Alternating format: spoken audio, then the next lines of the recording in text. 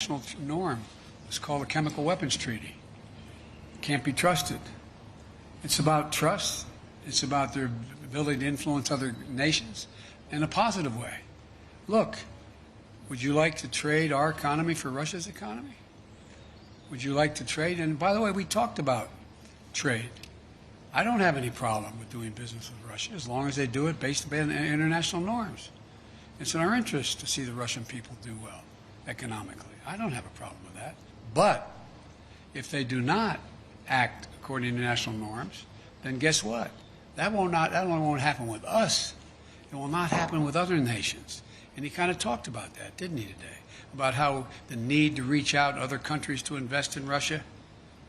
They won't, as long as they are convinced that, in fact, the violations, for example, the American businessman who was in house arrest, and I pointed out, you want to get American business to invest, let him go. Change the dynamic.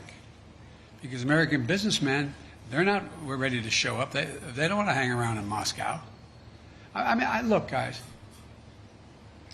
I know we make foreign policy out to be this great, great skill that somehow is sort of like a secret code.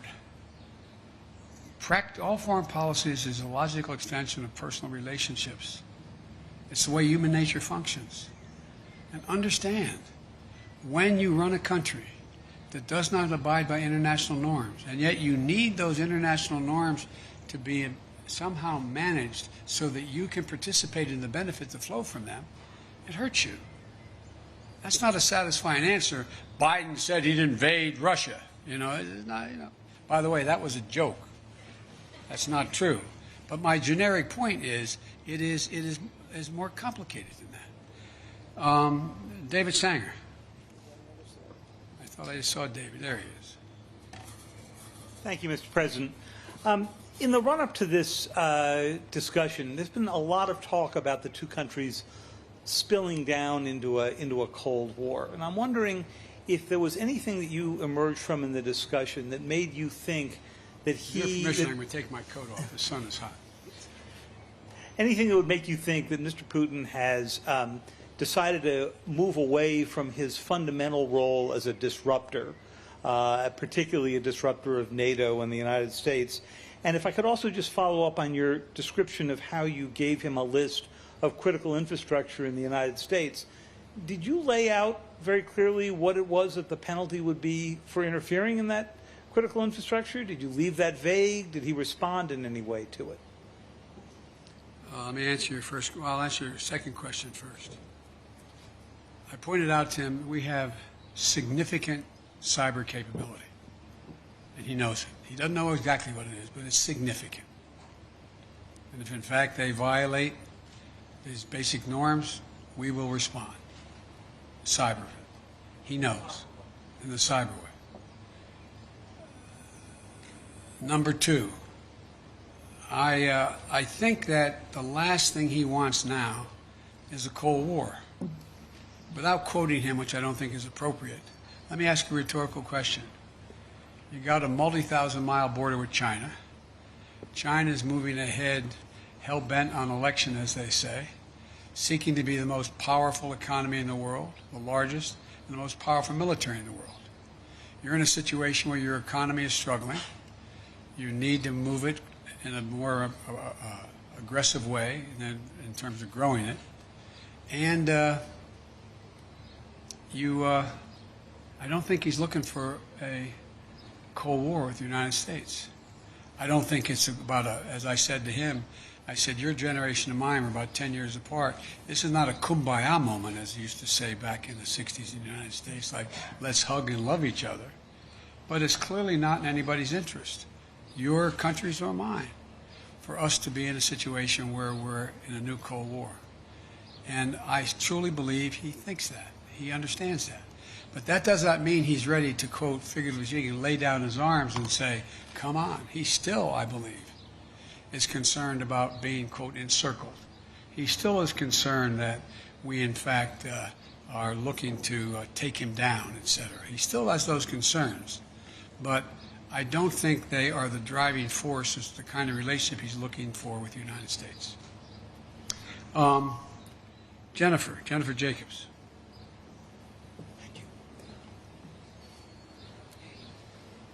Thanks. Thank you, Mr. President. Is there a particular reason why the summit lasted only about 3 hours? We know you had maybe allotted 4 to 5 hours. Was there any reason it ran shorter? Also, President Putin said that there were no threats or scare tactics issued. Do you agree with that assessment, that there were no threats or scare tactics? Yes. And also, did you touch on Afghanistan and the safe withdrawal of troops? Yes, yes, yes, and yes. Let me go back to the first part. The reason it didn't go longer is when the last time two heads of state have spent over 2 hours in direct conversation across the table, going into excruciating detail. You may know of time, I don't. I can't think of one. So we didn't need, as we got through when we brought in the larger group, our defense, our intelligence, and our foreign, well, my foreign minister wasn't foreign minister, my Secretary of State was with me the whole time, our ambassador, et cetera. We brought everybody in. We had covered so much. And so there was a summary done by him and by me of what we covered. Lavrov and Blinken talked about what we had covered. We raised things that required more amplification or made sure we didn't have any misunderstandings. And so it was kind of after 2 hours there, we looked at each other like, okay, what next? What is going to happen next is we're going to be able to look back, look ahead in 3 to 6 months and say, did the things we agreed to sit down and try to work out, did it work? Are we closer to a major strategic stability talks and progress? Are we further along in terms of and go down the line? That's going to be the test. I'm not sitting here saying because the President and I agreed that we would do these things, that all of a sudden it's going to work. I'm not saying that. What I'm saying is I think there's a genuine prospect to significantly improve the relations between our two countries without us giving up a single solitary thing based on principle and our values. No, there were no threats. There were, as a matter of fact, I heard he quoted my mom and quoted other people today. It was very, as we say, which will shock you coming from me, somewhat colloquial. And we talked about basic fundamental things. And you know how I am. I explain things based on personal basis. What happens if, for example. And so there were no threats, just simple assertions made, and no, well, if you do that, then we'll do this, with anything I said. It was just letting him know where I stood, what I thought we could accomplish together, and what, in fact, if there were violations of American sovereignty, what we would do.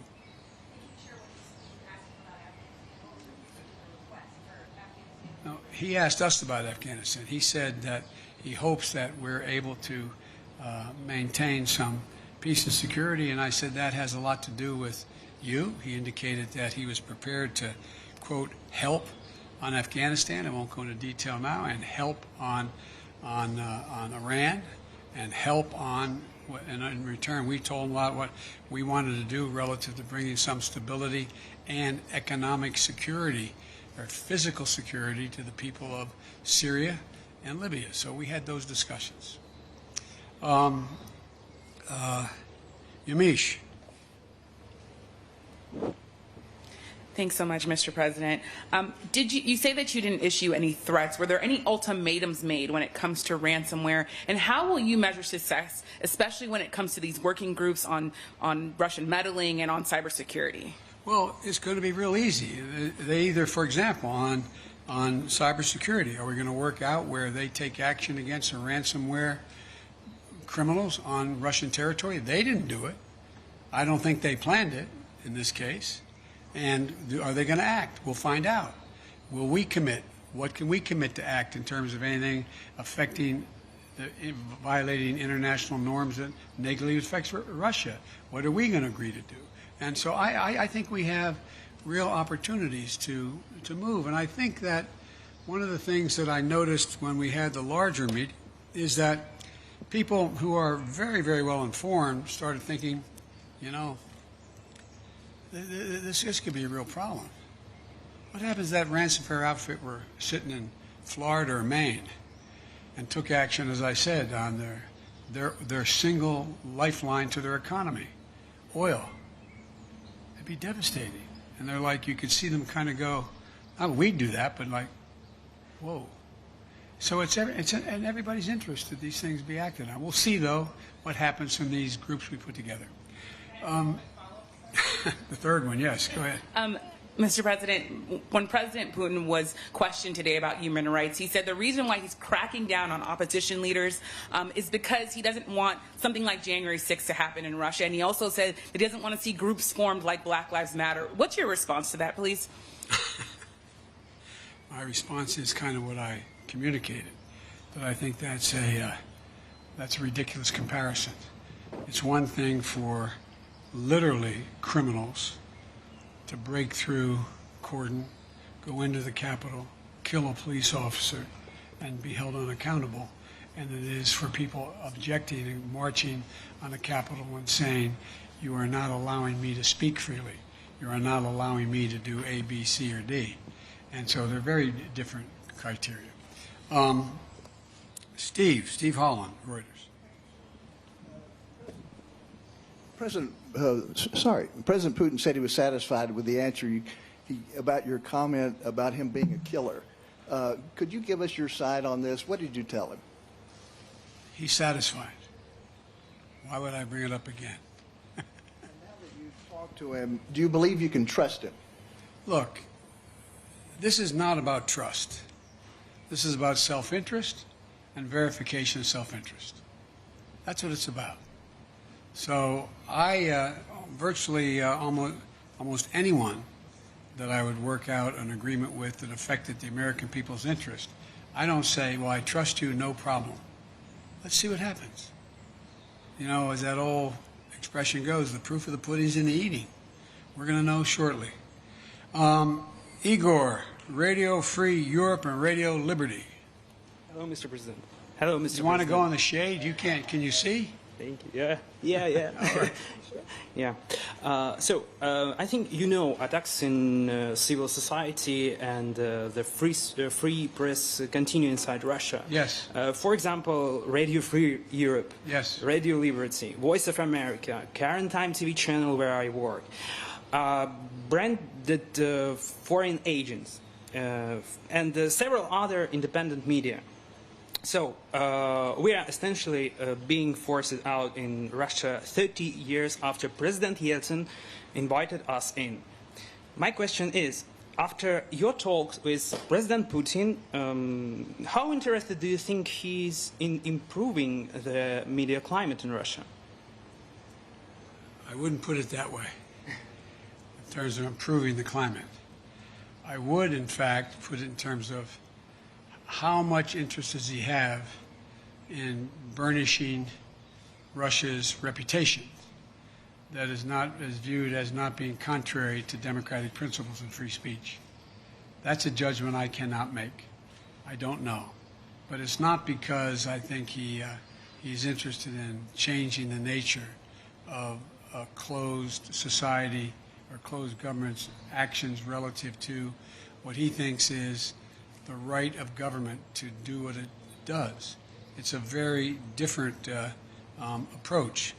You know, there's a couple of really good biographies. I told him I read most everything he's written and the speeches he's made, and I've read a couple of very good biographies, which many of you have as well. And I think, and I pointed out to him that Russia had an opportunity, that brief shining moment after Gorbachev and after things began to change drastically, to actually generate a democratic government. But what happened was it failed, and there was a great race among Russian intellectuals to determine what form of government would they choose and how would they choose it.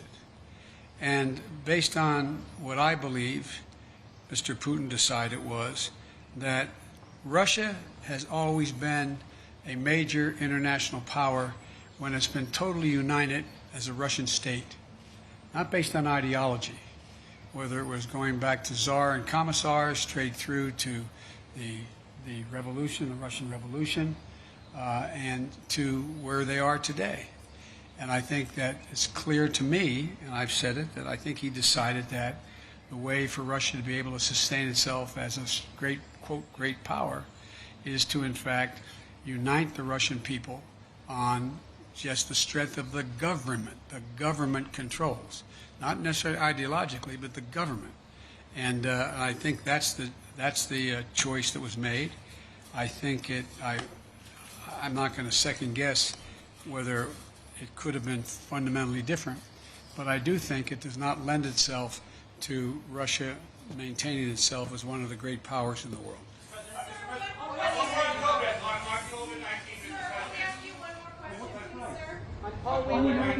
Thank you, sir. Did military response ever come up in this conversation today? Did you, in terms of the red lines that you laid down, is military response an option for a ransomware attack? And President Putin had called you in his press conference an experienced person. You famously told him he didn't have a soul. Do you now have a deeper understanding of him after this meeting? Thank you very much. But on the military response, sir? No, we didn't talk about military response. In the spirit, Mr. President, of you saying that there is no substitute for face-to-face dialogue, and also with what you said at NATO, that the biggest problems right now are Russia and China. You've spoken many times about how you have spent perhaps more time with President Xi than any other world leader. So is there going to become a time where you might call him, old friend to old friend, and ask him to open up China to the World Health Organization investigators who are trying to get to the bottom of COVID-19? Let's get something straight. We know each other well. We're not old friends. It's just pure business. So I guess my question would be, you've said that you were going to press China. You signed on to the G7 communique that said the G7 were calling on China to open up to let the investigators in. But China basically says they don't want to be interfered with anymore. So what happens now? The impact, the world's attitude toward China as it develops. China's trying very hard to project itself as a responsible and very, very forthcoming nation. That they are trying very hard to talk about how they're taking and helping the world in terms of COVID-19 and vaccines, and they're trying very hard. Look, certain things you don't have to explain to the people of the world. They see the results. Is China really actually trying to get to the bottom of this? One thing we did discuss, as I told you, in the EU and at the G7 and with NATO. What we should be doing, and what I'm going to make an effort to do, is rally the world to work on what is going to be the physical mechanism available to detect early on the next pandemic and have a mechanism by which we can respond to it and respond to it early. It's going to happen. It's going to happen, and we need to do that. Thank you. What did Putin say about Paul Whelan and Trevor Reed? What did he say about Paul Whelan and Trevor Reed? I say again, we can't hear you. I said the families of the detained Americans came up and we discussed it. We're going to follow through with that discussion. I am not going to walk away on that. Why are you so confident he'll change his behavior, Mr. President? Yeah, I'm not confident changing behavior. What do you do all the time? So when did I say I was confident? You said in the next 6 months you'll be able to determine. What I said was, let's get it straight. I said what will change their behavior is that the rest of the world reacts to them and it diminishes their standing in the world.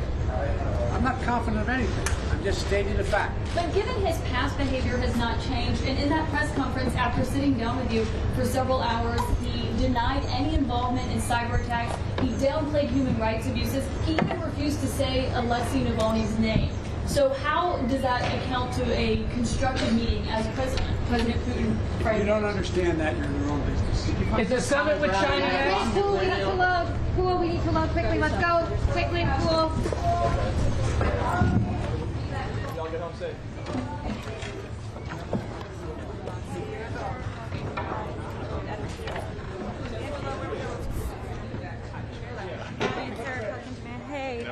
basketball. I might as well hold this up.